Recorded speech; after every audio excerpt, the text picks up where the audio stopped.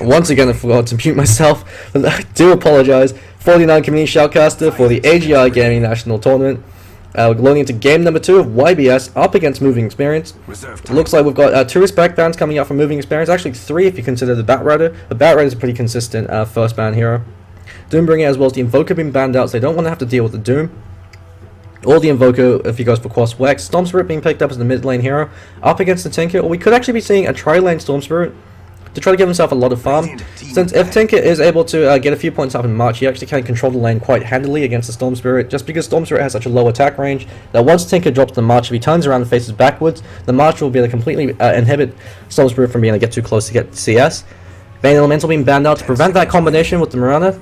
SD over still is available, Tidehunter being banned out. Shepathome able to completely destroy the enemy team with great 3-4-man ravages, especially once the Refresher Orb came into play. Wisely ban coming up from him, especially considering the fact that Tidehunter, probably one of the most powerful offlane heroes in the game at the moment. 4th ban coming out from YBS. They're really deliberating on who they want to ban out. They could choose to commit to the Mirana style and ban out the Shadow Demon, in which case that really does nullify a lot of the strength of the Mirana, unless the Mirana player is exceptionally skilled at landing arrows without any kind of assistance. But that means you're wasting 2 bans just for 1 hero. So the cost benefit analysis, depending on how good the Mirana player is, if they are able to play it safe, however, they can actually make up for it. Since if Mirana is shut down, especially as a 4-position role or as a farmer, it's very difficult for her to recover. Now instead, ban out the Nyx Assassin, which is very surprising considering the fact that Nyx Assassin is an excellent counter to the Tinker. You pop your carry pace, you walk into March, and Tinker eats a 2.4 second stun. Shadow Demon is going to be picked up by them. So Ancient Apparition and Shadow Demon, very powerful late game supports. Shadow Demon, one of the best late game supports because he has such incredible offensive and defensive capability. With the disruption, if your teammates get initiated, you can disrupt them to buy them a 2.5 second window for the rest of your team to arrive. If you're going on them, you disrupt, follow up with the Soul Catcher, and an Ancient Apparition follows up with the Ice Blast. Huge amount of damage that comes out from that. And the Demonic Purge goes through BKB. Great snare to be able to lock down a hero like the Tinker to prevent him from being an escape. And especially if he decides to go for the Ghost Scepter, since Tinker, if you go for a safe ability after the Blink Dagger, you usually pick up something like a Ghost Scepter to keep yourself alive. 3rd pick coming out from Moving Experience. Will be interesting to see what hero they decide to pick up, especially considering the fact that their mid lane already has been decided. Mirana could be either the safe lane farmer or could be the support hero. But without the SD or the Banes set up, it's going to be very difficult for Mirana to be effective unless they pick up another support hero that has a long range stun. Or even if they're effective enough for Mirana to be able to land the arrow. Really deliberating for their 3rd pickup. They have to ensure that they could buy Tinker as much space as possible, since otherwise Tinker, left uncontested, if he's able to get an early bit of travel, will be able to completely destroy the enemy team. So they need to pick up very powerful early to mid game heroes to buy Tinker space, and then once Tinker has enough space and enough farm to be effective, he could then start going around the map and creating space. So they pick up Clinkz. Clinkz also a fantastic counter to the Tinker, especially if he goes for the EE Summer build with the Blink Dagger, because you can blink in after the Tinker if you know where he blinks, and you can burn him down with the Strafe as well as the Staring Arrows. Clinkz also an excellent counter to the Storm Spirit. Since Clinkz is a natural Orchid carrier, but Nature's Prophet being picked up as the offlane hero, so there's a lot of global ganking presence coming out. Since Storm Spirit has a huge engagement range with the Ball Lightning, and Nature's Prophet can also teleport in as well. So they're counteracting the Tinker ban, and Clinkz is a snowball-based dependent hero as well. He doesn't have the best late game, so he really has to dominate in the early stages of the game. Could also be a 1v1 offlane Clinkz, especially if he's against the Nature's Prophet. Clinkz with Staring Arrows does very well. But however, if they decide, they can always switch up the lane then to make it so that they dodge their tri-lane. In which case, Clinkz has to be very careful. He doesn't have the ability to be able to farm from a distance the same way that Nature's Prophet can. He's a very squishy hero. If they drop sentries, they're able to catch him out with dust. Shadow Demon can disrupt him, follow with the Soul Catcher. He can die. Whereas the Nature's Prophet, it's a lot easier for him to play 1v3. Since he's got the tree and speed to leash back the creep wave, he can always teleport in for ganks, and he can recover using the Wrath of Nature. Clinkz has to have a good start in the laning stage of the game. He needs to get his Orchid and level as soon as possible, or his Blink Dagger if he's going for a more active build. 4th pick coming up from Moving Experience. They could be looking to pick up their secondary support hero if Mirana's at support position role. Looks like from the she is from the look of it. Mirana's the offlane has tapered off significantly, just because while she, like a Warrunner and like a Darkseer, it's difficult to kill her. She just isn't able to accomplish all too much. Earthshaker being picked up. Here the synergizes fairly well with the Mirana, but you have to be very quick with the arrow flying out, so the Fisher at early stages of the game won't have enough lockdown for the arrow to also connect. So unless if you fire them both almost at the same time, all of them Mirana is a lot closer, in which case you're sacrificing a lot of the stun duration. Fifth ban about to come out from YBS. Will be interesting to see what hero they decide to ban out. The only heroes that are left for them is the off lane, unless if they decide to clash try with another strong tri-lane carry and leave Clinkz to go 1v1 up against Nature's Prophet. But that being said, so far YBS, very powerful lineup coming out from them. They've got the hard CC with the disruption, with a lot of people in place as well to provide that setup. Rubik being banned, very powerful ban.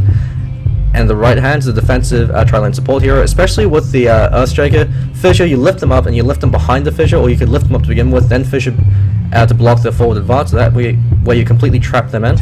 In that case, it'd be the one or two position runner.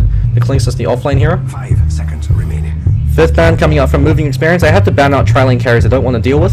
So they ban out the Lycanthrope. Very surprising as well. Lycanthrope hasn't been picked up. The big bad wolf.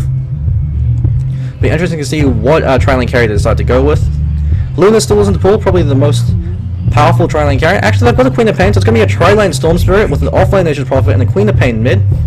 Queen of Pain, one of those heroes that the meta game kind of forgot. She's got an incredibly low win rate in Puck games, about 40% in the competitive scene.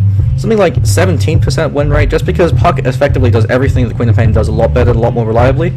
Queen of Pain has to get ahead, win the lane, get ahead, and then go around blowing up the enemy supports. If she's unable to get that early snowballing lead, she does taper off quite significantly. But that being said, the advantage of a Queen of Pain over the Puck is Queen of Pain scales a lot better into the late game, since she could function as a semi-carry if she's able to find farm. So the later the game goes, the more it goes in favor of YBS in terms of the fact that all three core heroes scale very well. But that being said, Tinker is one of the best late game heroes in the game. So I'm fucking blind going to be playing the Tinker up in the mid lane. Koki, once again, the Centaur Warrunner. So he's going to be going 1v1 up against Nature's Prophet. If he's against the tri-lane of SC, Ancient Apparition, and the Storm Spirit, he actually should be having a fairly easy time. Just because unless if Storm Spirit's also in position to take advantage with the Electric Vortex, they won't have enough damage to immediately be able to kill him. They don't have any other lockdown outside of the disruption. Just going to quickly introduce the players from both sides. Shepathome, who was the offlane Tide, this time playing the offlane as well, going to be the Nature's Prophet. Very safe build coming out from him. Safety ward, the boots first, as well as the Tango and Mana Potion. Pengu, mid lane player, on the Queen of Pain, being pulled 2 Tangos. Be doing the best they can to try to shut down the Tinker in the early stages of the game, especially with the recent buff to Shadow Strike, now having more range and a little bit more damage with reduced cooldown. Much more powerful spell, especially considering how much mana it chews through. XYL and the Ancient Apparition, Chilling Touch at 1, going to be that 4 position roll. Once on the 5 position, immediately standing with sentries to prevent any kind of smoke gank, prevent any kind of safety wall from being placed. Storm Spirit, going to be the tri-lane farmer. Good recognition coming out from YBS and saying no, that the only way Storm Spirit's going to counter the Tinker is if he doesn't get shut down, and with the march it's going to be very easy. Koki actually gets himself a bit too far forward, but I don't think they have enough damage to bring him down, even if they do catch him out. He is very tanky. No boots up for him, but he wants to rush the Tranquil Boots as soon as possible. He's going to be very careful with the safety ward placement. He could actually even choose to place it somewhere like here, be really unconventional, just prevent it from being dewarded. And Malizen, going to be the 4 position Mirana, in this case a 5 position until Earthshaker gets a Blink Dagger. Once Earthshaker gets Blink Dagger, then it reverses. Fresco over on the 4 position Earthshaker. Koki on the offlane Centaur Warrunner. I'm fucking blind over in the mid Tinker. And Light Shiver, the stand-in for the team, over in the Clinkz. He's been given a lot of space so far. They do have a lot of level 1 ganking presence with the Earthshaker Fissure as well as the Error. And Malizen spots out the Haste Rune, which has also been spotted out by YBS. And he picks it up before they can do anything about it. So they know that the Mirana is hanging around. And Pengu, Creep Walk, unfortunately wasn't as successful as I'm fucking blind. And Tinker's going to do fairly well in the early stages of the game. Arrow actually flies, unfortunately misses. And Pengu, he's pretty happy for that. Just trying to waste as much time for sports as possible. But he has to play very careful, since he's constantly being threatened by the Tinker. 2 last hits already over in the Storm Spirit. I'm fucking blind also has access to the laser. Shadow Strike flies out, does a lot of damage over the Tinker. It's the reason why Queen of Pain is such an effective 1v1 laner, is the snare coming out from the Shadow Strike, as well as the fact that you can follow it with right clicks. So Queen of Pain is an excellent attack point and an excellent amount of base damage. You could use it to really control the lane and bully the enemy hero out. However, since Shadow Strike has such a long cast point and such a low range in the early stages of the game, it's very easy to trade hits in return, or simply back away, prevent him being used to Shadow Strike. Or you could even choose to simply out-regen the damage that comes out from Shadow Strike. It's the reason which is tapered off, especially with the relevance of Bottle Crowing. And since Queen of Pain lacks any kind of natural CC on her own, she only has the snare. Blind preventing her instantly eats the Shadow Strike in return. So trading tit for tat. Queen of Pain wants to get level 7 as soon as possible so she can start rotating around the map and going for kills. So in that case, she wants to passively win the lane, get level 6 before Tinker can, and then try to blow him up. Over in the bottom lane, Light Shiver getting a lot of SC, 7 for 2. First gunning around, body gunning him to make sure that Shepard can't do anything and can occasionally threaten for a kill. Light Shiver with a point up in the staring area is going to be having a very easy time. The biggest drawback of Clinkz as a hero is while he's got an excellent cast point with the orb, his attack wind up at 0.7, so it's very difficult to last hit with Clinkz, especially with the low base damage, unless you're using the staring arrows, but it does chew through a fair amount of mana. Warrunner standing very far forward to zone out Koki as much as possible. Koki taking no chances, hugging the tower for his life, and actually in the mid lane, I'm fucking blind, actually takes out the Queen of Pain. Looks like the arrow had to have landed for that to be accomplished. And the early 2 points up in the laser does a huge amount of damage, especially considering the fact that it's pure damage. Level 2 laser and damage-wise is equivalent to a level 3 nuke of any other ability, just because it ignores base damage resistance. So 160 damage is right off the top. 2 points up now, and the March is going to be choosing to max that out. And it looks like the Mirana is going to be stacking Ancients while she can. Very surprised the support players from YBS chose not to stack, not to ward the Tinker Ancients with their spare Sentry Ward. Safety ward being dropped, used to block the hard caps. Is a bit of an unconventional safety ward, especially considering the fact that the Radiant offlaner usually has an advantage because he could pull this camp, so he can control the creep wave by making them clash share. Sentry ward being dropped. They're hunting for a safety ward, catching them out disruption, but the two supports don't. I don't think they have enough damage unless he's able to land a vortex. Actually, it could be enough, especially with the Nature's Prophet coming in. They should be able to get that kill with one more right click, and there we go. Great play coming out from Warrunner. As well as Curry Puffs, he knows that he has to provide that extra lockdown to want to go for the kill. And he's off to a good start. Almost has treads up on him, unless he's choosing to simply rush the Orchid and level into it. Fast boots up on Storm Spirit, gives him a lot more mobility. Arrow flies out, Pengu shies away from it, doesn't want to repeat what happened before. Tinker has the level advantage, he's going to use the March Machines to be able to control the lane, but he doesn't want to spam it out so far simply because Queen of Pain will beat him in any kind of rune race. So I'm fucking blind to hold on to his mana, trying to get as many last hits as he can, utilizing his good attack animation, and use March to prevent the creep wave from being able to do damage to the tower. 2 Sentry Wards being committed. They're looking for that safety ward. They haven't been able to find it, so good recognition coming out from Koki is at least forcing the supports to waste their sentries. So they're not too sure whether he even has a safety ward. But that means that's one ward that could have been placed in the Ancients to prevent it from being stacking. So that's the most reliable way for Tinker to be able to recover. Comes the last hit, we see Storm Spirit already leading the scoreboard. 28 for 15. Clinkz is very close behind. Arrow flies out, almost hits Pengu. Pengu just barely dodges it once again. He has to be very careful. He's caught up by a single arrow again. He'll be able to feed the advantage over to the Tinker, who's already off to a fantastic start. Tread's being picked up by both the Nature's Prophet as well as Storm Spirit, so no Midas for the Nature's Prophet. He wants to go for that Bulldog build, be relevant in the early and mid stages of the game, and try to win that as opposed to gambling on the late game. I'm going for a lot more split push. March flies out. This is the reason why Storm Spirit can't go 1v1 against the Storm Spirit. Since Storm Spirit has a range of 400, he can't even approach the creeps without eating a lot of March damage. That means the Tinker's free to be able to kill all the creeps, back off, go for runes, Soul Ring up on him.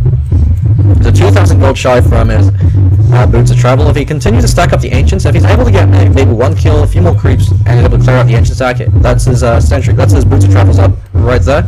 2 support heroes are rotating over.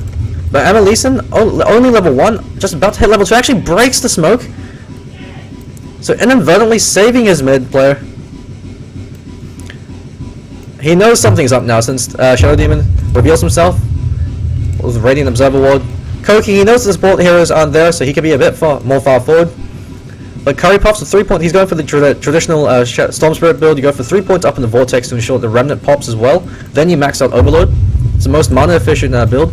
You can also choose to simply go for 1 in the Electric Vortex and max out the Overload. In that case, your Ball Lightning, you have to Ball Lightning in completely on top of them, since otherwise the Vortex duration isn't long enough to be able to pull them into the Remnant. And without the Remnant, you lose a huge chunk of your burst damage combo if you're going for a kill. So usually you only go for the Overload build if you're either incredibly confident in your ability to be able to land it, or if you're being harassed out and you want to have a bit more lane control. You're going to go for another kill over on the Centaur Warrunner. He's going to take 4. Actually, unfortunately, Koki's going to turn this around. Almost gets returned from the Ancient Apparition. That could have been an absolute disaster if our Curry Pups wasn't able to Electric Vortex in time. XYL just TP's home. Shepatham also committed to that. So that gives Clinkz a lot of free space. Fresco getting a lot of EXP as well as gold. But let's see him do a bit of stacking, especially for the Tinker. No stacking done so far. It's just been double stacking the easy camp and pulling it. Light Shiver going for the Orchid Malevolence. He's fast on track for only 4 last hits behind the Storm Spirit. If he's able to get the Orchid up in the first 20 minutes of the game, he can run around start creating space. So if they go for an engagement, he can silence the Storm Spirit or silence the Shadow Demon, so they can't do anything, but they're going to take a free tower off the back of the Nature's Prophet teleportation.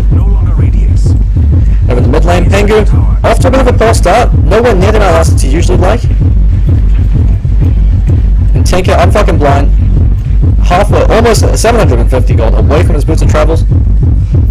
He's off to a fantastic start. It's going to start maxing out the rocket.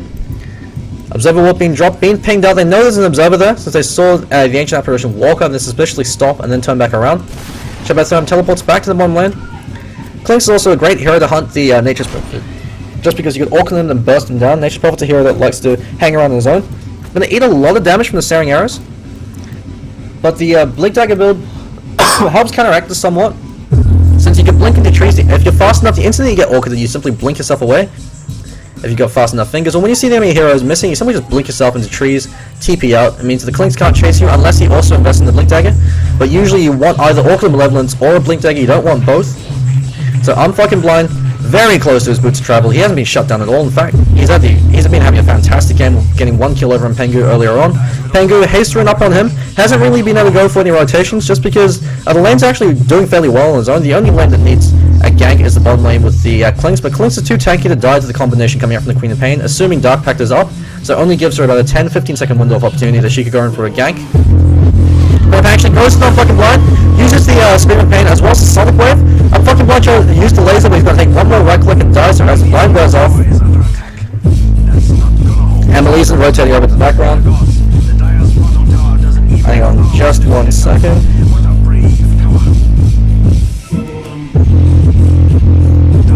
Over in the top lane, Currypuffs also moving towards the Orchid Malevolence. He's off to a pretty good start. Kopi's been completely denied over the top lane, still does not have Stampede. He's going to be having a Blink Dagger, it's going to be a very late Blink Dagger. Electric Vortex, Static Revenant's going to pop for that as well. And with the Ball Lightning, it should be a kill as Cold Feet procs. Turns around, actually does a fair amount of damage on Currypuffs, and Shadow Demon over the bottom lane actually takes a fall. Pengu rotates a bit too late to be able to do anything. Over the mid lane, Annalise been giving me a bit of space to be able to recover. As he wants to get to level 6, he's choosing to max out the arrow. Even though they don't have a setup ability, they do have to fish it, but they have to time it perfectly if they want to land that. So far, YBS is barely ahead in terms of the gold graph. It's actually 2,000 gold and they're at 1,000, so they have been doing a lot better with the last hits. Was that early tower? Sentry being dropped. Boots of Travel now up on the Tinker, so Tinker is able to do a lot of work. Koki, he really needs to farm up his Blink Dagger, or at least get level 6 so he has that Stampede. And Elisa going to vacate the mid lane, just going to sap some EXP so he can get that Moonlight Shadow. It provides a lot more global presence here, inverting that invisibility tax on the enemy players. Forces them to always back dust or sentries. Koki in the top lane, he still does not have level 6. Currypuffs, 700 gold away from finishing that Orchid Malevolence. Light Shiver as well, he's almost got the Orchid. So 11-minute Orchid coming out from both Orchid carriers for both teams. Warrunner hanging around the mid lane to make sure he can bail Pengu out. Since if he eats an arrow to the face, he could disrupt him, buy him 2.5 seconds, which is about half the duration of a max level arrow, plus the travel time it takes for the Mirana to actually make it in range. Currypuff's going to clear out that hard camp stack, bring him that much closer to getting that Orchid Malevolence, but Orchid is already up for Clinkz. He needs to start rotating now and going for kills. He has to get a pick off, especially since the enemy team, they don't know he has an Orchid yet, and that's a very fast Orchid.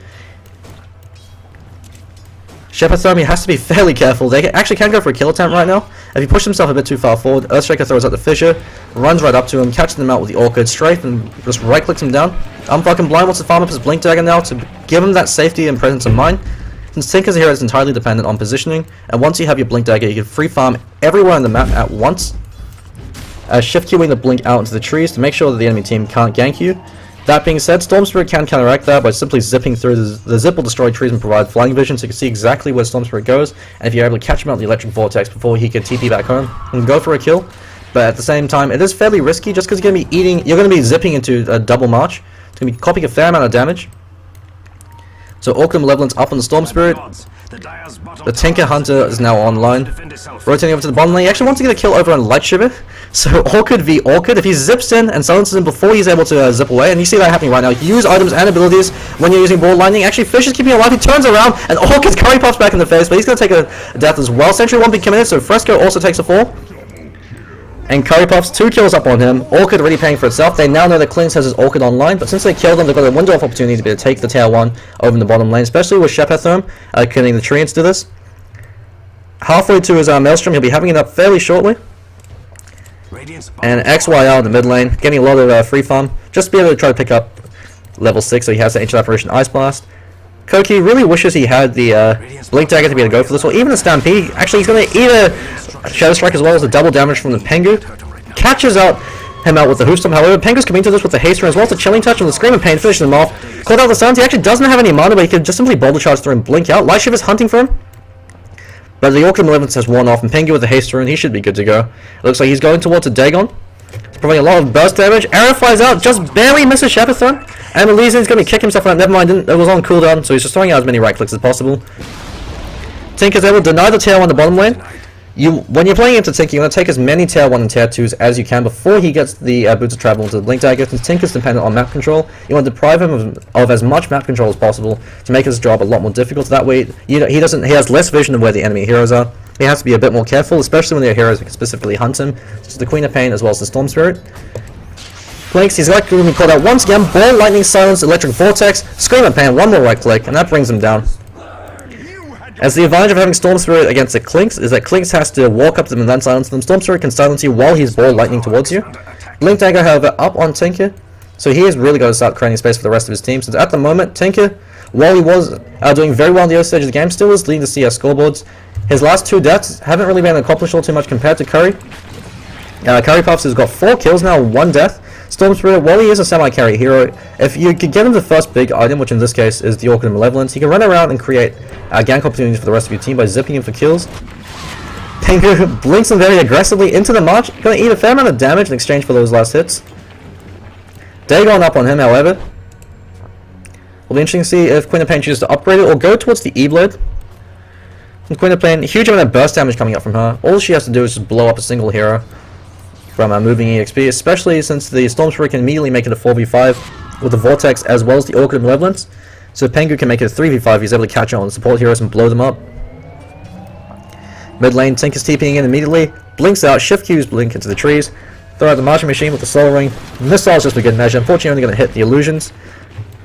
Smoke up on the Storm Spirit, so he really wants to hunt down this Tinker. Or maybe perhaps go for another kill over on the Clinkz. Clinkz has been having a pretty poor start, even though he's got so much last hits. Because once you get your Orchid, you really need to be hunting as the Clinkz. You can't sit there and continue to passively farm. You have to exert your map presence, make the enemy team afraid, force them to clump together for fear of death. It's XYL right now. Clinkz can go in for a very easy kill. Sentry Ward being dropped to D-Ward the aggressive Observer Ward placed by the Radiant. More Sentry Wards flying out from him. Very aggressive warding patterns coming out from the boys from YBS. Shepatherm. Maelstrom up on him now. And he's got the Wrath of Nature to contribute to these engagements. Even without the Midas, he's still doing what he can to help out in terms of split pushing. Ancient Apparition Ice Blast whiffs. Does clip out Fresco. So if a Scream of Pain lands them, he can actually burn them down very quickly. Especially with the Dagon available. Over in the top lane, Curry Puffs actually duking out with Light Shiver, but Curry Puffs actually overextended. One more right click and the damage amplification from the Soul Burn might actually be enough. He's going to zip himself out, and Clinkz unfortunately doesn't commit to this. Very surprising considering all he needed was one more right click. There was no support rotating in for the Storm Spirit. But unfortunately, Stampede's been dropped. Arrow flies out, misses everybody. So that was a wasted Stampede, not actually able to accomplish all too much off the back of that. I'm fucking blind, gonna be clipped by the Ancient Apparition Ice Blast, so he has to be a little bit more careful so he doesn't get blown up with the burst damage coming up from the Queen of Pain. Scream of Pain as well as the Dagon will be enough to blow him up this time. Marching Machines used to push out the mid lane. It's one of the reasons why Tinker's so frustrating to play against is he's a late game hero that drags out the game since it's almost impossible to breach high ground against a Tinker unless you have an initiation hero with a Blink Dagger that can catch Tinker unawares, or if you're able to fight Tinker outside of the base and pick him off. So otherwise, all he has to do is blink back behind his tower range, far back, so that forces, if you do decide to initiate them, you're so far forward that you're going to be losing your own life. Keep spamming out the marching machines, keep spamming out the homing missile, and then at the same time split pushing across the rest of the map. Queen of Pain to upgrade the Dagon. And Fresco's got to be careful. He can throw out the Fisher, but in doing so he'd give away his position. Curry Puffs, he throws out the Fisher and he zips in. Not too sure why he chose to do that, especially since there's no support around. And Apparition Ice Blast, not even needed. Curry Puff smacks him down. And that's a tail 1 mid going to be taking a fall. Arrow flies out with the under the cover in the Moonlight Shot, actually catches out Curry Puffs. Wants to disrupt him to keep himself alive. Sonic Wave forcing them back. Curry Puffs going to be taking a fall with the Silence. Double edge from Koki, getting a bit of revenge, but he pays for his life with the Sonic Wave, with the Scream of Pain, fishing him off. Sonic Wave and Dagon creating a lot of space, forcing the enemy team to back off as they continue to commit. Buyback coming out from the Storm Spirit, so mad back from Curry Puffs. He's not even able to accomplish kill off that, so wasted buyback coming up from him. Over the top lane, Ship at Thumb, he's going to be very careful, call up the Yolo, but he's going to be taking a fall. One more right click and the Soulbind application should be enough. And the missile flies out, so a typical Tinker contribution. Arrow also flies out as well. Tinker going for a Dagon, so it's going to be the game of burst damage. Since both teams so far currently mirroring each other's items, Orchid up on the Clinkz as well as the Storm Spirit, and now Dagon up on the mid lane heroes. They should be able to take that tier 1 without too much of a fight, but they're going to eat the missile to the face. Stampede being committed, so they're zipping in. Ball lightning for Curry Puffs. XYL's going to be very careful. Light Shiver should be able to catch him out with a few more right clicks. He turns around, actually stands his ground, zipping around trying to do whatever work he can, but he's actually completely out of mana now. He overcommitted for this. Disrupt's going to keep him alive a little bit longer with no mana to ball lightning out. One more right click, and Light Shiver gets 2 kills. We actually can go for 3. Never mind, he's backing off, respecting the power of the Shadow Poison. Unfucking blind, leads the charge. Actually, Pengu comes in from the side, catching him out the Scream of Pain, as well as the Dagon. Level 3 Dagon now up on him. Pengu is having a very difficult time in the early stages of the game. He's recovered quite nicely with all these kills. Going for the Dagon build. Both teams are throwing as much damage as possible to quickly going for that Alpha Strike. Shepherdthumb, about 1.2k off his Blink Dagger. Koki, about 300 gold away from his Blink Dagger as well, so he's able to clean up that creep wave. He'll have his Blink Dagger, so that's much needed Blink Dagger for him. Choosing not to go for any points of return, he knows that he needs a maxed out Hoof Stomp, as well as the maxed out Double Edge to contribute to these fights, especially since he's had such a terrible start, with 5 deaths up on him. Unless if someone TPs into going for a kill, unless Tinker steals his farm, he should be able to have that Blink Dagger. They'll give him a lot more ganking presence. Dagon on level 4, up on the Queen of Pain. That's absolutely terrifying to be up against. Just because keep in mind, when you upgrade the Dagon, it also reduces the cooldown and the mana cost. And so in the long drawn out engagement, you're going to get 2 Dagons off, as well as 2, maybe 3 Scream of Pain. That's a huge amount of damage coming out from the Queen of Pain. She's going to be the magic damage artillery piece for their team. Runs in, blows somebody up, and gets the hell on out of there. Doesn't necessarily matter if she does die. Light Shiver will be interesting to see what item he chooses to go for. Could be seeing an aggressive Blink Dagger build coming out from him, or we could be seeing a much safer BKB to counteract the Orchid and Malevolence up from the Storm Spirit. He's on the hunt right now, but the players from YBS have been forced to group together, or at least stick together in pairs, to ensure that the Clinkz is able to go for kills. 4,000 gold lead in favor of YBS, just due to the fact that they've got a lot more towers than they do and a few more last hits.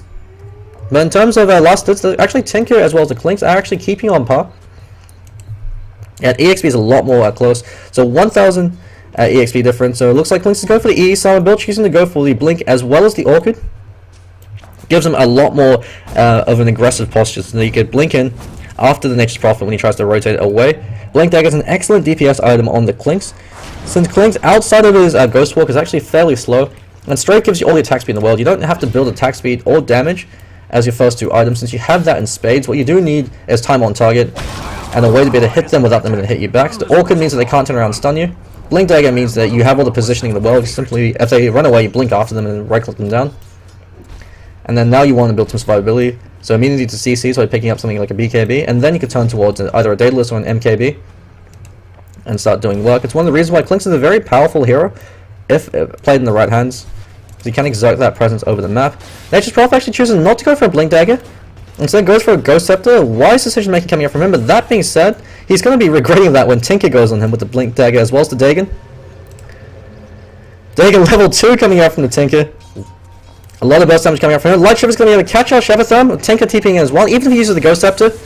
Not going to be enough. Silence coming out from him. He's going to Ghost Scepter himself, but then Actually, no, they decide to immediately back away. Soulburn damage is enough to be able to bring him down. Never mind. Good players coming out from MX, committing just as much force as they needed to be able to ensure that kill. Storm Spirit really wants a BKB now, so he could go into these engagements, since Tinker with a Dagon can actually blow him up, catch him out of position. A lot of aggressive D-warding coming out from YBS, and they're making sure to deny Tinker as much map control as possible. So the unconventional ward placement coming out, since they know that these two spots are very common, as well as this defensive ward spot. So by placing it up there, less likely for the enemy team to be able to spot it when they place a sentry, and therefore less likely to be able to de-ward it. Shadow Demon looks like he's on mech duty. Well, XYL, he's going to be the ward bitch for the team. He's been doing a very good job with the aggressive D-wards.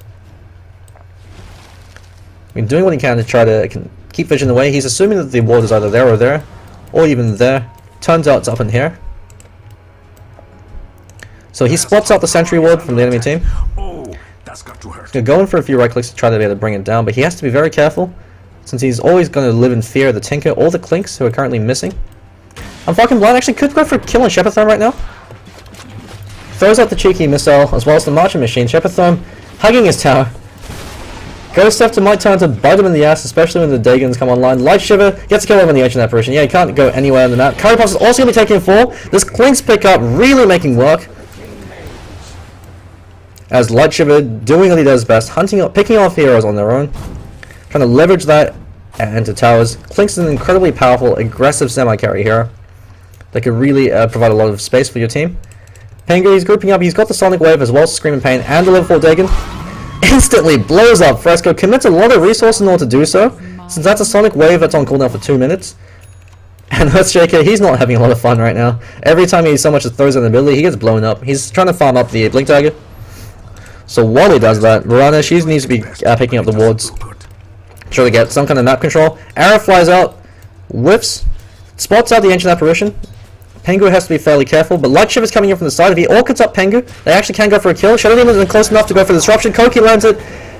E-Blade, the Ghost Scepter up on the Queen of Pain, so with the Dagon 5, she's now going towards the E-Blade. Never mind the Dagon 4, she just brought the Ghost Scepter just to be safe. While they're doing that, YBS utilizing that dire side advantage, going for Roshan. All of them either smoking in, TPing, or zipping with the ball lightning. Being very careful. Arrow flies out, unfortunately, spots them out, so they know Roshan's going down. Tinker aggressively TPing forward. They're going to back away for now. They don't want to commit for this. Moonlight Shadow being used. Sentry immediately dropped, fearing the power of the Polder multi. And Koki, while he was shut down early, he's been doing the best he can to recover. He still is providing a lot of teamfight presence with the Stampede as well as the Blink Hoof Stomp initiation. Ice Blast catches the line. Unfortunately, XYL is going to be taking forward. Light Shiver in the background. MX doing the best that they can to be able to turn this game around. Shepardthrone arrives a bit too late to the party. Has 3 heroes now blowing up. They're going to go for a tier 1. Soul Catcher actually being used on Amelise, and he could be taking forward. Light Shiver, he says, I got you back, yo. Goes in the Warrunner. Even though he's able to get a kill, Warrunner has to be very careful. He's got disruption, so he can self-disrupt. Pengu also comes in with the Dagon. Fresco fleeing for his life. Turns out the Echo Slam. He is sick of Queen of Pain's shit. And Unfucking Blind comes in for the follow-up. Pengu a bit too far forward. Underestimating the power of the Echo Slam. Shepardthrone continuing to farm over in the top lane. It'll be interesting to see what item he chooses to go for, especially considering the fact he chose not to go for the Blink Dagger, choosing to go for the Ghost Scepter instead. Mechanism now up on the Shadow Demon, so able to punish Emily's tower dive on him.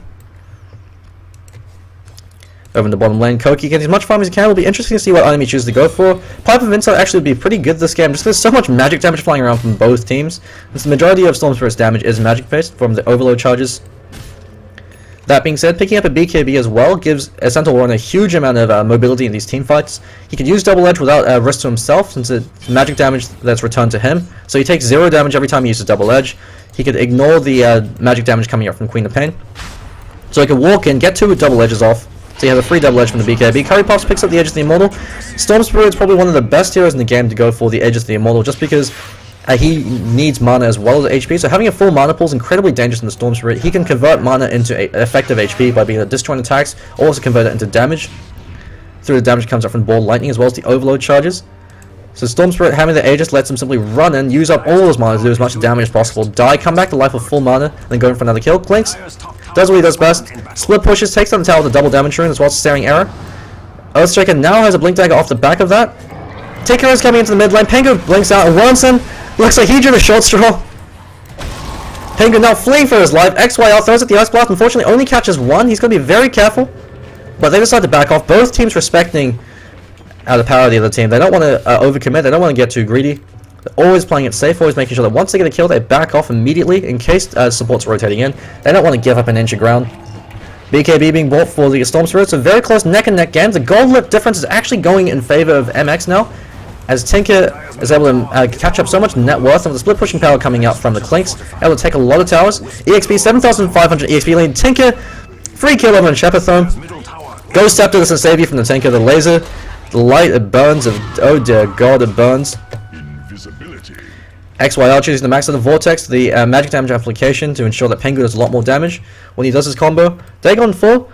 So Queen of Pain choosing to go for a casual Ghost Scepter. He builds it towards his E-Blade. And Melisen caught up with the Orchid Talons. Ice Blast flying out as well. Fissure buying a bit of space. Carry Pass forces him to expend almost all of his mana. Going in on Fresco. Fresco's going to be dying with the Dagon coming up. Never mind, turns around once again. And Tinker, always there where he needs to be. Light Shiver pops strafe. Blink unfortunately is on cooldown. Looks like he's going for the Eye of Sky. Warrunner eats a Dagon to the face. Wants the double edge. One more right click from Light Shiver. Just blinks forward and smacks him down. MX are in a commanding lead at game number 2. Since Tinker, one of the most powerful late game heroes in the game, he's building towards his E-Blade. Now he's got his Dagon 5. The reason why Dagon's so effective on the Tinker is if your team has a lockdown, or if you're able to pick up the Dagon very early on, every time you rearm you get another Dagon, so your burst damage combo is immense. It forces the enemy carries to have to buy BKBs, otherwise they'll die immediately to the Tinker. And considering the fact that both carries, and the carries for YBS are magic based, since Queen of Pain has chosen to go for the shotgun build, which he builds as much burst magic damage as possible. Storm Spirit predominantly does magic damage through his Overload, and Storm Spirit also predominantly magic damage through the Maelstrom. Not a lot of physical right clicks coming out, and so Tinker able to do a lot of work. You blow them up before they get their right clicks off. So to whoever has the most burst damage is able to get that first hit in. And Melisen, Gem of True Sight up on him. So he's going to be very careful. With that Gem and True Sight, they can wrest away all the careful counterwarding happening from YBS and give Tinker that much more space. In terms of net worth, you see Tinker by far leading the way. 7,000 more net worth on him, then the Queen of Pain, all on the Tinker. And he goes for another kill up on Shepherthome. Really regretting going for that Ghost Scepter. At least if he had the Blink Dagger, he could blink out when he sees the missile flying towards him. Eye of Skadi now up on the Clinkz. So Clinkz doesn't necessarily need damage. The Eye of Skadi gives you everything you need, since it gives you a huge amount of stats. It makes you very tanky, so you can't get blown up by the burst damage coming out from YBS. It gives you the inbuilt snares. They can't get away from you. It means you can get more right clicks in, since you've got the 130 attack speed steroid from the strafe. You've got the plus extra 60 damage per right click with the staring arrows, which stacks on top of the Eye of Skadi. Since it's a buff placer, XYL copying a fair amount of damage from the March. It's going to be so difficult for them to be able to break this tier 2 tower, and so they back away. They know that it's not going to be worth their while, especially with XYL being so low. He's actually going to be incredibly careful. Tinker's on the hunt. They could be using him as bait. They are. They're going on Ledger. They're able to kill him. Unfortunately, it looks like the Ancient Apparition Ice Blast just barely clipped. They're able to end that spree. Curry Pass pops his BKB. He still has the Agency Mortal up on him. Zips in over on NX Fresco, catching the eyes, got the Echo Slam up on him, drops it right before he dies. Warrunner almost dies to that. And Melisen caught up in the spout, no leap for him. He's going to take a fall as well. Arrow turns around for the arrow, but dies unfortunately. Penguin very low. Penguin's disrupted up, but the Marching Machine should be enough to be able to kill him off. At least he blinks out immediately. He does so, keeping himself alive. Curry Pops goes in. He has to kill Unfucking Blind right now. Otherwise, all this will be for naught, since Tinker can simply turn around, buy back, and try to defend the Tatsu once again. And YBS, fantastic fight coming out from them. All it cost them was an Aegis the Immortal, and they're able to get a 5-man wipe as well as the Tier 2 tower. They have to do as much damage as they can to the Tier 3 at the moment while Tinker is dead, or at least try to force it to buy back. So once Tinker is up, breaking high ground is going to be damn near impossible. Curry Pops has to be careful though. Earthshaker, he doesn't have enough mana to really use all of his abilities. Mechanism's been popped. He's got enough to zip in a short distance, maybe try to get an Orchid Malevolence off. Fissure being dropped prematurely, just to keep the creep wave at bay. Tinker will be respawning fairly shortly. They decide it's not worth it. They go for the Tier 2 instead, which Shepherthome's already been nibbling away at. Shepherthome, fair amount of gold up on him. Will be interesting to see what item he chooses to go for. Would like to see something like a Sheepstick up on him, or even Orchid Malevolence. They zip on a Light Shiver, goes in alone without any kind of support. He dies immediately. The Soul Catcher doing so much work. Curry Pass pops his BKB, even though he's got no mana. He stands his ground throwing out right clicks. And Warrunner gets 2 kills off the back of that. They have to be very careful. They're throwing away the lead that they've spent so long building out. And Melisen also takes a fall. That's a Tier 2 as well as all those kills. YBS running roughshod over the boys from MX. Gold lead starting to go in their favor. 3,000 gold lead just off the back of the towers, as well as the kills, and the 11,000 EXP lead that's just been returned down to 2,000 off the back of all the sprees that they were able to end and all the kills. Not only did they get a full 5-man wipe without taking any casualties, once they respawn, they're able to wipe 3 more heroes. So 8 kills in the span of a minute, all for the Aegis of the Immortal. Blink Deck picked up as well. Shepard playing super safe with the Ultimate all picked up, most likely going to be going towards the Sheepstick. It's going to be using that to try to lock down the Tinker, or lock down the Clinkz, at least force him to go for a BKB. Over in the top lane, Tinker continuing to do his thing, actually cancels it. He's got to be very careful. So every time Storm Spirit's missing, he can assume that Storm Spirit's waiting in the wings for him to be able to BOT into lane, and he can go in for a kill. Almost has his E-Blade. Once Tinker has his E-Blade, the burst damage combination becomes that much more powerful, since the E-Blade increases magic damage that you deal to the target by 40%, plus the nuke that comes out from the E-Blade itself. And not only that, you also have the disarm, so the enemy hero, whatever hero you E-Blade, if they happen to be alive, they can't even right-click you. So if you do it on the Storm Spirit before he's able to get his BKB off, you completely neuter his effectiveness. You can actually blow him up before he does anything. Curry Puff's actually going in on fucking blind. Stampede being committed for this. Curry Puff doesn't have enough mana. Storm Spirit, he knows this. He's going to sit there, re-arm, blink himself out. Curry Puff immediately gets the hell out of dodge in case of Clinkz is holding his trail. And Light Shiver, there the back of his teammate in case he needed to. Good recognition coming out from the Tinker, checking the mana pool of the Storm Spirit. He knows that he burned off all his mana for that ball lightning, so there's nothing he could do to really threaten him. Looks like Storm Spirit could either be going towards a Lincoln Sphere or a Sheepstick. Would prefer to see a Sheepstick, but at the same time, Lincoln Sphere actually would be fairly effective in the Storm Spirit as well, especially considering a huge amount of damage flying out from them. With a BKB, Sheepstick on top of that seems a bit excessive. Light Shiver, Tinker's able to burn him down. The Ghost Blade the Ghost Scepter isn't going to save you from magic damage. And with that creep wave, that should be the E-Blade up for Tinker. Immense amounts of teamfight presence, and one of the reasons why Tinker is such a pain in the ass to deal with. One of the best late game heroes, since no other hero in the game can make breaching high ground so difficult. Since the Keeper of the Light with the Coddle Blast, you could negate that by being able to blink and catch him out. You can pop BKBs, pop the Pipe of Insights and negate a lot of damage. Tinker's Marching Machine's universal damage is one of the few abilities in the game that is universal, so if you've got magic immunity, it does physical damage to you. There's absolutely nothing you can do to negate the Marching Machine's damage.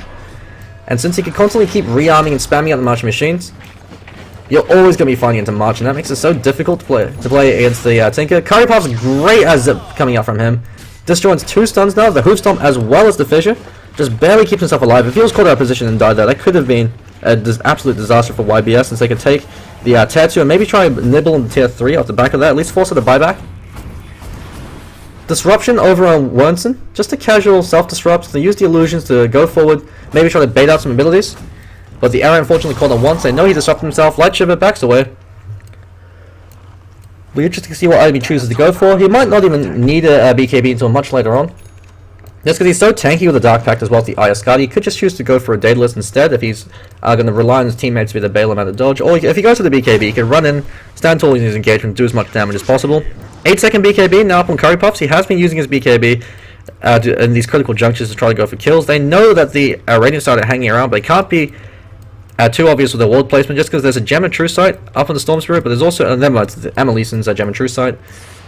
So Curry Puffs are going to try to wrest away the map control that they gained by buying that gem. Warrunner looks like he's also going towards either a Sheepstick or Lincoln Sphere. Most likely going to be a Sheepstick. They're going to force the enemy teams to have to buy a BKB, since that's the biggest drawback of Tinker. Tinker can't buy a BKB, or if he does, it's a significant. He'll only buy a BKB if you absolutely force him to, and that might be the case in this game. Lincoln Sphere up on Curry Puffs is going to negate a huge amount of burst damage going his way. Very safe build coming up from him. Unfortunately, caught out with the Evo as well as the Dagon and the double edge. Gems also dropped. That's 2 defensive items he's spent. He's built, and they haven't been able to accomplish all too much. Great smoke rotation. They're waiting for him to go up into the high ground. Tinker, MVP of his team, doing everything he can to place pressure as well as Light Shiver. There's item mirroring happening from both teams. Queen of Pain. Pain goes fallen off significantly, since if you go for the Dagon build, it relies on you constantly getting kills and being able to find your farm that way. You still can farm with the Scream of Pain, but her items haven't really progressed. She's just picked up a BKB, so she's going to use that to keep herself alive in these engagements. That's the biggest advantage that YBS have over MX. Clinkz as well, so Tinker, they really don't want to build a BKB.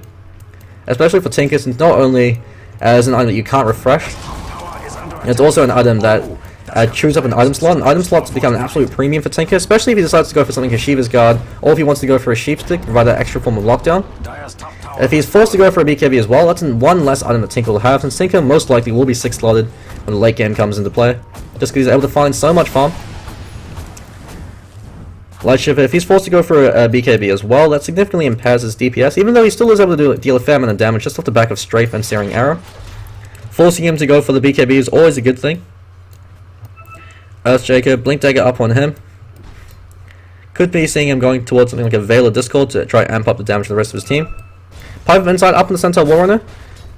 And with the Ogre Club flying out to him, could be seeing a BKB coming up from him, or even a Heaven's Halberd. But Heaven's Halberd wouldn't actually be too effective just because there's only one real right clicker, and that's Shepherd Therm over in the Nature's Prophet. And his right clicks are fairly negligible, but they're going in for the Roshan, utilizing their Roshan advantage. Even though they don't have the gem. Worm's an incredibly farm for a support hero. He hasn't been dying all too much, which is amazing considering the fact that there's a Clinkz as well as a Tinker that can instantly blow up anyone that they see. Majority of the focus has been going on XYL as well as Pengu. Ancient Apparition going towards that Aghanim Scepter. He's able to get a huge Aghanim Scepter ultimate on the enemy team. He's able to catch out, say, the Tinker. He completely disables his Blink Dagger for 17 seconds. Gives him all the time in the world to be able to pick off the Tinker then. Clinkz forced to go for the BKB. He's got that fresh 10-second BKB for this engagement. Both teams taking no chances. You know, all it takes is a single misstep and everything can fall apart. Especially considering how close the game is for how late in the game. 38 minutes in. Very slight gold lead for YBS and very slight EXP lead. Especially considering the fact that most heroes have their level 2, level 3 ultimates up. So Warrunner almost a level 3 Stampede up on him. Wrath level 3 Wrath of Nature, level 2 Ice Blast. Almost level 3 as Demonic Purge up on Shadow Demon. Queen of Pain really wants to farm up her own E-Blade before they start to get down and dirty. Over in the top lane, Shepherd Therm once again receiving so much damage. The Ghost Scepter isn't doing anything to keep himself alive. Questioning the Ghost Scepter build, maybe he also wants to go to build into an E-Blade later on. But considering the fact that he doesn't have a Dagon, really hasn't been working out for him. At least it throws out Scouting Arrow in case of someone happened to be farming the medium camp. Queen of Pain trying to find what farm she can. Curry Puffs, clearing out neutral creeps with gusto. Aegis the Immortal up on him. Storm Spirit, like I said, is probably one of the better Aegis carriers in the game, since he could use every part of his mana pool to deal as much damage as possible right before he dies. But his items have staked in it ever since he's picked up the Lincoln Sphere. He probably wants to build a Sheepstick next. But after that Sheepstick, he pretty much has plateaued in terms of items. Queen of Pain choosing to go for the Dagon 5 as opposed to she knows that she's not going to get enough gold to be able to finish the E-Blade in time. Gem of True Sight being bought by the Storm Spirit. Fresco winning the wings, and the late game heavily favors MX just because not only do the core heroes have a lot more farm, you also have the Tinker. It means that it's going to be almost impossible to breach high ground. And then that's not even including the massive amount of damage the Tinker's exerting in these fights. His hero damage is absolutely through the roof, since he can instantly kill almost any hero he catches on his own. Clinkz as well, he's a hero that's dependent on snowballing, and he has snowballed quite effectively, especially considering the fact that there are spellcaster carries on YBS as opposed to physical carries. So Clinkz knows that he doesn't have to fear being out DPS'd by a hero like a Luna or a PA. He's got heroes that he could deal with the silence. He could even be choosing to build something like a Sheepstick himself. Pengu accidentally blows his BKB. That's a 10-second BKB wasted for absolutely nothing. The boys from YBS have got to be sweating at the moment. They weren't able to shut down the Tinker at all, and they're paying for it with blood, sweat, and tears. XYL, he's got to be incredibly careful. He's on his lonesome right now. Tinker's would have blinked far forward, and he is. E-Blade Dagon. Missile hits him as well. Ghost Scepter to ensure the tower can't even touch him. And they can start nipping away at that tier 2. Defends the split push coming out from Nature's Prophet. It's all Tinker's to do is shut down that split push. Just drop 1-2 marches, rearm, and go back home. Fresco dies once again to Pengu, so the burst damage combination coming out from him. BKB popped by Curry Puffs. Clinkz his illusion to the background. Light Shiver pops his own BKB. Backs away, forces the buyback from the Earthshakers. They want to go for this engagement. Very surprising that he chose to buy back. There's no particular reason. They haven't blown any massive abilities. Tekken instantly kills the Shadow Demon, but when you're able to catch a hero out on their own, you're able to create space that way. They're grouping up now for a push. Shadow Demon really wanted that Sheepstick, because at the same time he's also holding on for buyback. It's a single big team fight. Now that you're moving on to the late game, can determine who wins and who loses it. Just since if you lose a team fight right now, you don't have buyback. That's a set of racks gone. And with a Clinkz, that could actually even be tier 4s. Clinkz is now just building straight up damage. Crit stick up on him, going to be building towards that Daedalus. Tinker blinking forward, trying to catch out Shepherthorn. No flying vision, unfortunately. It'll be interesting to see what item he chooses to go for now. All he has to do is hold on to buyback, and so long as Tinker has buyback, it's going to be so difficult to be able to breach high ground. BKB up on him. So Tinker taking no chances as well. Completely mitigates so much of the net worth in favor of YBS. Emily's going to be taking full. Currypuff's investing a huge amount of mana pool to get this, and he has to back away immediately. And you see the panic pings coming out from it. Himself. Nature's Prophet there just in case if Clinkz was waiting in the wings. Sheepstick now up on the Nature's Prophet. So good BKB timing for the Tinker. If he was able to catch them out with one fight without the BKB, that could have been an absolute disaster. Shepherthorn rotating the bottom lane, gonna summon some trees, keep nipping away at the enemy. But it's so difficult to split push up against Tinker, and no, he could defend and attack at the same time. And you see him immediately BOTing. And Shepherthorn blinks out, he does not want to deal with the Tinker. Because he knows that if Tinker sees him, he's dead. Currypuff actually leaps in, burns off his entire mana pool. I don't know what he's doing. He actually popped his BKB as well, even though he has the Edge of the Immortal. Very questionable plays. Usually, if you have the Edge of the Immortal, you do not pop BKB until your second life. Especially since that's usually what happens. They're turning around, doing what they can, using it as a retard mate. But Shepherthorn takes a fall in the background, Light Shiver doing so much damage. Also BKB, Echo Slam misses completely, Warrunner takes a fall. Currypuff's doing what he can to trap Fresco. He's burned off all his mana. Light Shiver's just standing there in the background, just casually right-clicking people down. They're not even looking at him. XYL, fleeing for his life. Light Shiver says, hey buddy, what's going on? Drops the gem, trying to hide it, but Emilyson spots it out. Triple kill for Light Shiver. And Fresco, Queen of Pain actually able to get the kill in the background. Snipes out the Earthshaker, so they're at least able to get one kill. Considering the fact that Queen of Pain's a dead weight at this point, there's nothing that she could do to the core heroes. You could kill the sports as many times as you want. You could kill the Earthshaker, you could blow up the Mirana, you could even blow up the Centaur Warrunner, but it's not those heroes that are winning these fights, it's the Tinker and the Clinkz that are standing on the ground and blowing you apart. It's the drawback of going for a magic heavy lineup. Once BKBs come into play, there's absolutely nothing you can do but kind of scratch your head. It's a 10-second BKB used by Tinker, did great effect in that last engagement. Gem picked up by Emilyson, so going to use it to rest map control once again. So the boys from YBS are now completely blind. Not a single wall to provide any kind of vision for them. Centaur Warrunner has got his BKB up. So he's also tired of being blown up by the magic damage flying out. Dire's middle tower is under attack. It has no arms to defend itself. Clinkz doing a lot of damage over to the tier 2. Heroes has now to respawn though, so he's got to be very careful. If he gets caught out of position and killed by the Storm Spirit, especially with his BKB sent the wear down, 8-second BKB up on him. Currypuff's been chewing through BKB charges and not being able to accomplish all too much with them. 6-second BKB left. Queen of Pain as well, wasted a 10-second duration, so 8-second BKB up on him.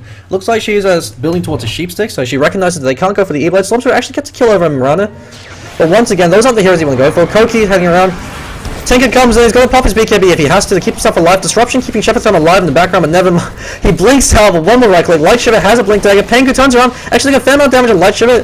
Keeps Shepherthorn alive, but Pengu's going to pay for his life with this. And they could continue to push forward, take out the tattoo, force out a buyback. But the boys from MX, they know that the ballers in YBS is called. The onus is on them to try to win the game, so they know the later the game goes, the more favorable it becomes to them. Nature's Prophet, usually a guarantee for the late game, but since he went for the Bulldog build, since he didn't go for the Midas and doesn't have another big tier 6 item, there's not too much you can do when the late game comes in, especially since Tinker's completely hard counting him. He can't go for split push as long as Tinker's alive. They can't do anything when it comes to pushing. They have to kill Tinker, but Tinker has buyback, so they have to kill him twice. Looks like Tinker's actually building a Bloodstone now, and gives him all the mana in the world, especially with that level 3 rearm. He can now throw out so many spells in the course of a team fight. He can single-handedly fight off the entire enemy team. Him and Clinkz alone can pretty much win these engagements. Clinkz Daedalus is going to be flying up for him. 5k up on him, so he's taking no chances, always making sure he saves up for buyback. 14 for 4. Clinkz, even though he took 2 deaths in quick succession after he bought his Orchid of Malevolence, he's recovered very nicely. going for the E summon ability Orchid as well as the Blink Dagger. Usually you go for one or the other, but he's taking no chances. Over in the bottom lane, they're grouping up for a push. They're using Shepherd Throne as bait, since they know that Tinker is going to try to BOT in to go for a kill, but he's immediately being pinged out. Is all alone in the world. They know that Storm Spirit's waiting in the wings. So Tinker, they decide simply to keep pushing mid. At least force out the TP. Bloodstone already up on Tinker. So even if he does die and caught out without buyback, he'll have a very fast, short respawn cooldown. Penga costs a fair amount of damage, but he's regened up from the leftover fountain regen. Light Shiver, call out the Ancient Apparition Ice Blast. Still no Aghanim Scepter up on him. Almost a Sheep Stick up in the Shadow Demon. He wants it so badly. Curry Puffs de-warding where he can. No vision for both teams. If they're able to catch out the Tinker twice, they can actually try to turn this game around. But that being said, Clinkz is still such a massive threat without Farm Deers. Daedalus up on him as well as buyback. He is now 6 slotted. There's no other item he could build at this point. He can maybe drop the Blink Dagger for another DPS item, but the Blink Dagger gives him a lot more time on target, so it essentially is a DPS item for the Tinker. So all he can really do now is upgrade his treads into boots of travel. Storm Spirit continuing to farm up the enemy neutral since he knows that's the safest place for him to be. Farming up that Sheep Stick. No teleportation scroll up on him. If they decide to go for some split push, they could actually get a fair amount of chip damage over in the tier 3 if they realize this. But they just can't afford the item slot. He goes in, commits on the illusion. So it's Electric Vortex down for 17 seconds. Feeling a little bit silly. Warrunner catches out the other Clinkz illusion. Disruption as well. Soul Catcher taking no chances as well. They really need to go for a kill. Quick pause coming up from the Tinker. Looks like it was an unintended pause.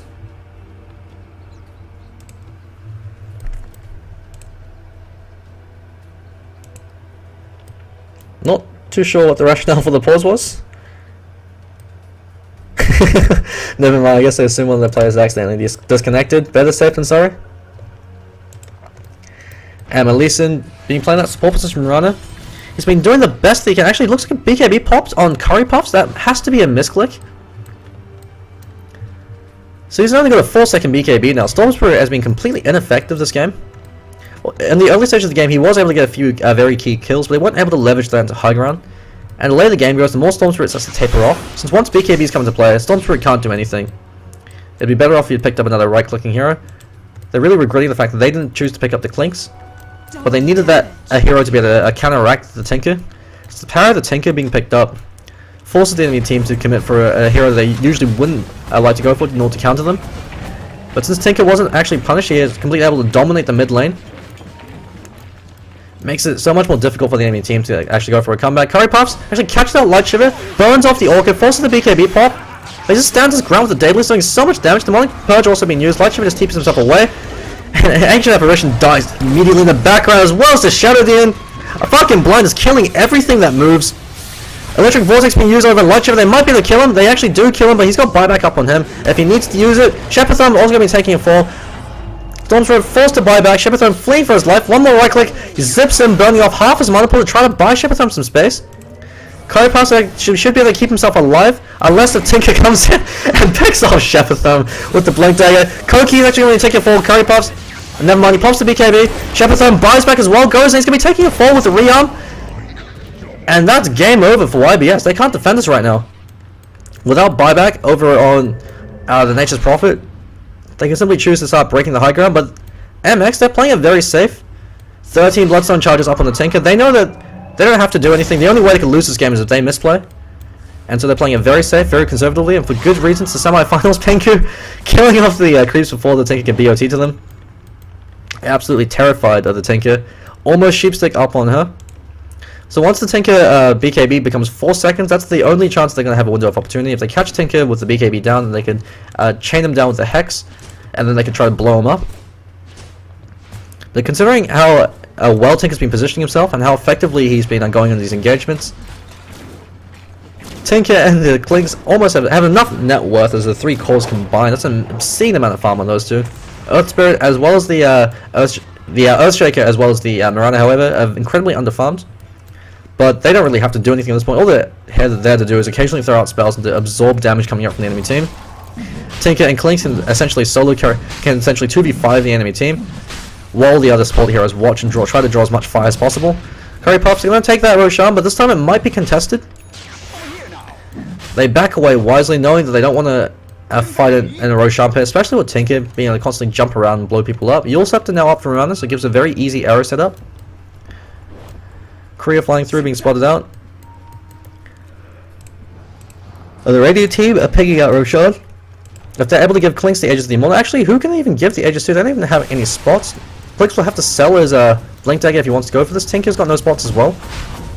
But that being said, the Blink Dagger is what's giving them so much map control. They can even choose to just deny the edges to the enemy team, or even give it to someone like the Centaur Warrunner. Looks like, yeah, they're going to be giving it to the Centaur Warrunner since Clinkz and Tinker are 6 slotted. Never mind, he picks up the cheese. And Tinker, is he going to be selling that Blink Dagger? Tinker decides to pick it up instead. The edges of the immortal. Wait, what items did he sell his BKB for that? Looks like Tinker sold his BKB. He could always choose to buy another one. He receives no gold from selling BKB.